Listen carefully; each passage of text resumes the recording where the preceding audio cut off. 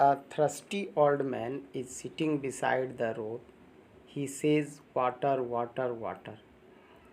एक प्यासा बूढ़ा आदमी सड़क के किनारे बैठा है। वह पानी पानी पानी कहता है। Suraj and Ravi are friends. Suraj और रवि मित्र हैं। They hear the old man's cry. वे बूढ़े व्यक्ति के चिल्लाने को सुनते हैं। सूरज इग्नोर्स इट। सूरज इसका अनदेखा करता है, या इग्नोर मीन अनदेखा करना होता है। But Ravi stops near the old man. लेकिन रवि बूढ़े व्यक्ति के पास रुकता है। He takes out his water bottle. वह अपना पानी का बोतल निकालता है। He gives the bottle to the thirsty man. वह प्यासे व्यक्ति को पानी का बोतल देता है। The man takes the bottle and drink water. आदमी पानी का बोतल लेता है और पानी पीता है। ही थैंक्स रवि। वह रवि का धन्यवाद करता है। तो ये कहानी सिंपैथी का एक उदाहरण है। आगे के क्लिप में आपको इन प्रश्नों का उत्तर मिलेगा। आप चाहें तो वीडियो को रोककर इन प्रश्नों का उत्तर लिख सकते हैं। पहले प्रश्न का उत्तर। Ravi feels pity for the thirsty man. He stops near him and gives him his own water bottle to drink water. दूसरे प्रश्न का उत्तर। Ravi gave him his own water to quench his thirst, so he thanked Ravi. तीसरे प्रश्न का उत्तर। Yes, I always feel sorry for a person in grief.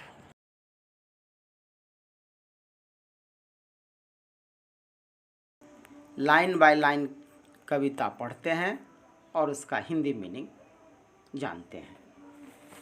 I lay in sorrow, deep distressed, my grief a proud man heard.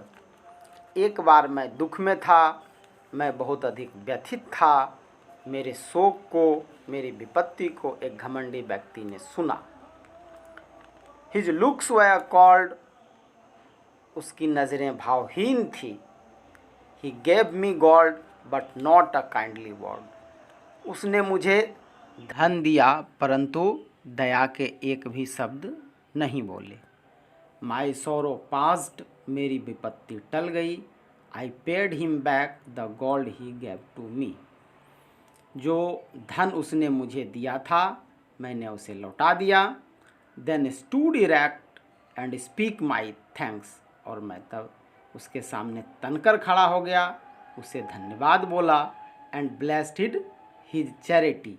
और उसके इस दानशीलता के लिए उसे आशीर्वाद भी दिया। I lay in want, in grief and pain. एक बार फिर मैं ज़रूरतमंद था, मैं शोक और दर्द में था। A poor man passed my way. एक गरीब आदमी मेरे पास आया। He bound my head, he gave me bread. उसने मेरे सिर पर पट्टी बांधी, उसने मुझे खाने को दिया। He washed me night and day. उसने दिन रात मेरी देखभाल की, मेरी सेवा शुश्रूषा की। How shall I pay him back again for all he did to me. उसने जो कुछ मेरे लिए किया मैं कैसे लौटा सकता हूँ। Oh, God is great but greater far is heavenly sympathy. Oh, धन बड़ी चीज़ है लेकिन उससे कहीं अधिक बड़ी ईश्वरीय सहानुभूति है।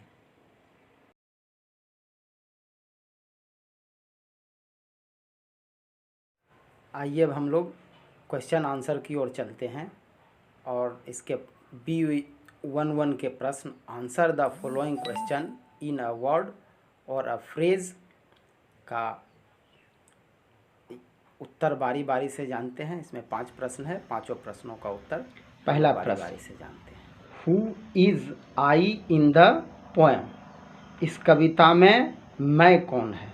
Answer the poet is I in the poem. कविता में कवि मैं है, यानी मैं शब्द का प्रयोग कवि के लिए हुआ है। दूसरा प्रश्न, हु वाज इन सॉरो, कौन दुख में था? Answer, the poet was in sorrow, कवि दुख में थे। तीसरा प्रश्न, what did the proud man give to the poet, घमंडी व्यक्ति ने कवि को क्या दिया? Answer, the proud man gave gold to the poet, घमंडी व्यक्ति ने कवि को धन दिया।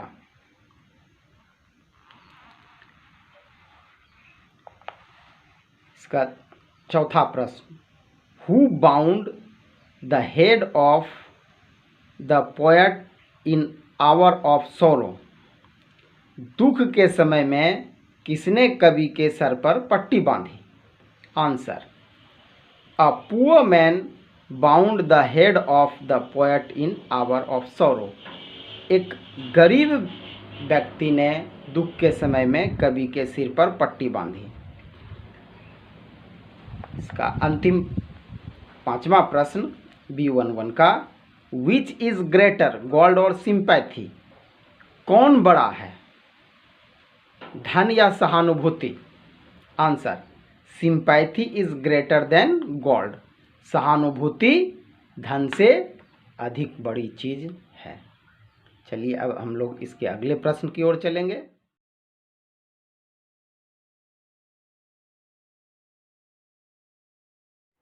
अब सिंपैथी पोएम का अगला प्रश्न B23 का answer, each of the following question in not more than 50 words. इसका उत्तर है, how did the proud man help the poet when he was in deep सोरो, घमंडी व्यक्ति ने कवि के किस तरह से सहायता की जब वे गहरे दुख में थे? Do you like this way of helping a person in need, क्या ज़रूरतमंद व्यक्ति का आप इस तरह से सहायता करने का तरीका पसंद करते हैं?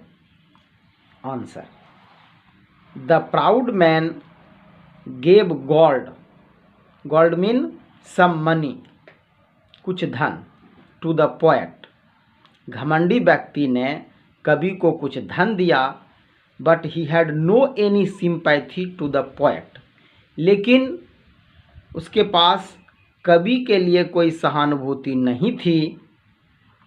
I don't like this way of helping a person in need, ज़रूरतमंद व्यक्ति के सहायता का ये तरीका मैं पसंद नहीं करता। अगला 2 नंबर का क्वेश्चन B23 का, sympathy can not be compared with God, explain, सहानुभूति का धन से तुलना नहीं किया जा सकता है, इसकी व्याख्या करें।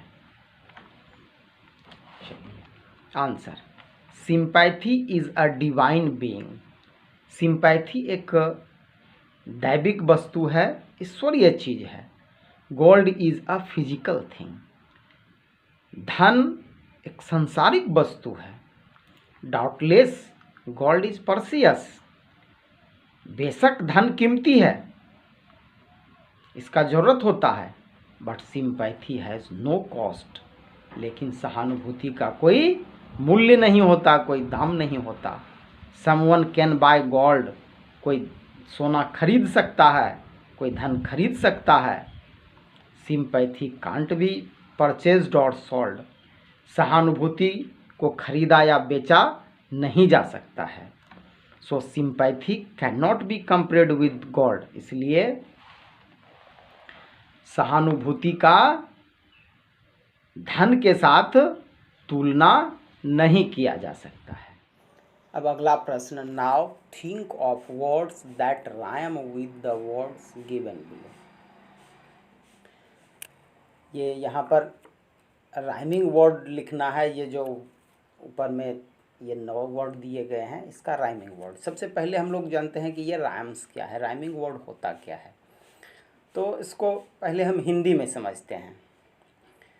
बच्चे कविता पढ़ते हैं, मछली जल की रानी है, जीवन इसका पानी है। तो देखिए यहाँ पर रानी और पानी मिलता जुलता शब्द है, बोलने में एक जैसा लगता है। इस तरह के वर्ड को राइमिंग वर्ड कहते हैं।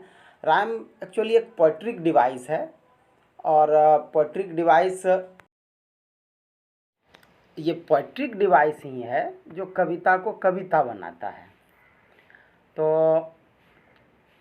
आप पोएट्रिक डिवाइस के बारे में और ज़्यादा जानना चाहते हैं तो आप कमेंट में पोएट्रिक डिवाइस लिख सकते हैं।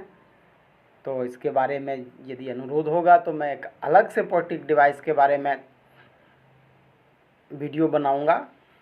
अभी थोड़ा राइम्स पर चर्चा कर लेते हैं। देखिए एक छोटा सा उदाहरण से जो है, पहले हम हिंदी में समझ लें राइम्स, फिर अंग्रेजी में समझेंगे।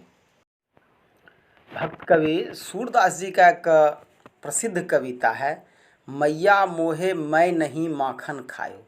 यहाँ आप शब्दों पर ध्यान दीजिए। मैया, माँ से मैया, मोहे माँ से शुरू, माखन माँ से शुरू। तो इस तरह से देखते हैं कि माँ की बार बार पुनरावृत्ति हो रही है, और अंत में खायो, जायो। तो इस तरह का शब्द जो है, इसको हिंदी में कहते हैं तुकबंदी और अंग्रेजी में कहते हैं राइम्स। और यही कविता को कविता बनाता है। राइम्स की चर्चा कभी हम डिटेल से करेंगे। अभी जो वर्ड यहाँ पर दिए गए हैं, ये 9 वर्ड, इसका राइमिंग वर्ड हम लोग देखते हैं। ये राइमिंग वर्ड वे का मे, और केवल में ही नहीं, इसके जैसे और बहुत सारे मिलते जुलते शब्द हो सकते हैं। इसी तरह से ग्रे, ग्रे का अवे, पेन, पेन का राइमिंग वर्ड गैन, एयर,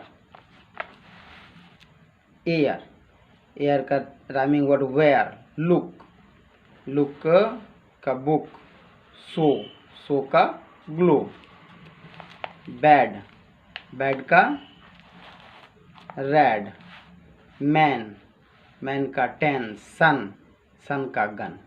इस तरह से ये सारे राइमिंग वर्ड हैं।